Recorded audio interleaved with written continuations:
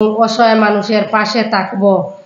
বিসমিল্লাহির রহমানির রহিম। আসসালামু আলাইকুম প্রিয় গোলাপগঞ্জবাসী ও সাংবাদিক ভাইরা, আমি সেলিনা আক্তার শিলা, বাদেশ্বর ৮ নং ইউনিয়ন ৪-৫-৬ নং ওয়ার্ডের সদস্য আসলাম।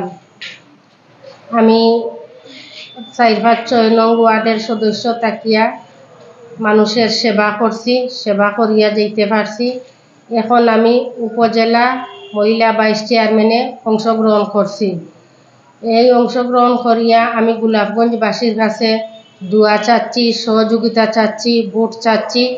সবাই আমাকে ভোট দিয়ে সহযোগিতা করবেন, আমাকে দোয়া করবেন।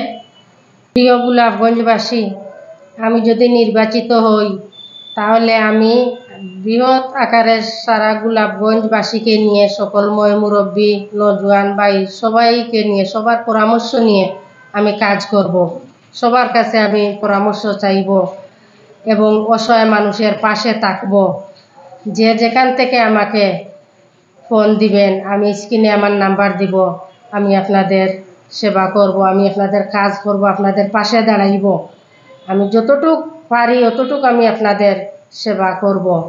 আমাকে আপনারা আগামী ৮ তারিখে ভোট দিবেন, সহযোগিতা করবেন। আর ২৩ তারিখ আমাদের প্রতীক দেওয়া হবে। প্রতীক দিলে আমি সবার কাছে এই কি প্রতীক পেয়েছি আমি সবাইকে বলবো। আর আমাকে সহযোগিতা করবেন, ভোট দিয়ে দোয়া করবেন।